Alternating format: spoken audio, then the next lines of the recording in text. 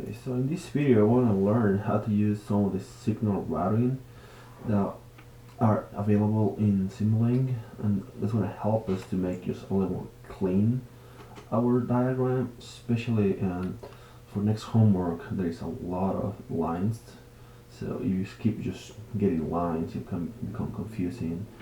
So I'm just going to show you a quick trick. So you go to signal routing, you have these kind of tags. So we go one from, and one go to, and that's pretty much what we need. So we can minimize this. So what these two does, and the go to is once you enter a signal here, it's gonna go to, you name the variable, and wherever you have a from is gonna have the same variable. So it's pretty much connecting those two without having to actually have this physical connection.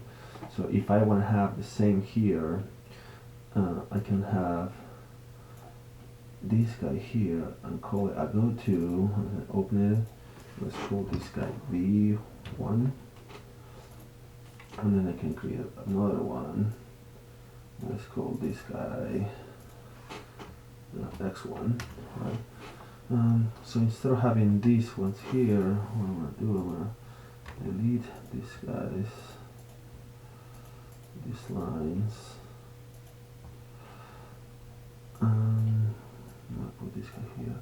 So now on my from, I need to call it the same that I called the guy. So if I call this V1, now this is pretty much connected to this point. So what I can do now is have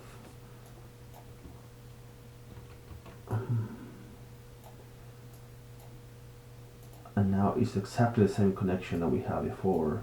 It looks a little nicer, and we can do the same here with this from. Instead of V1, we call it X1, and with this guy here, just connect those guys. So now this is exactly the same as we did in last homework, but now I don't have all those lines that go around. Especially when you have a signal going to multiple places, this could become really helpful. You can grab one of this and you can just plug it. And now we apply V1 here. You put X1, you apply X1 there. So whenever you have a from with that name of the variable, that's going to create connect that signal there. The other thing that you need to do for next homework is to get a pulse generator. So you can just type pulse. And if you look at the homework, they said it's going to be 0 from 0 to 5, and then it's 1 from 5 to 10. So when you open this guy here, it's going to be 1, so that's how high it's going to go. The period we can have at 10 seconds. Okay, here, pulse width, if you put 50%, that means half of the time is on, half of the time is off.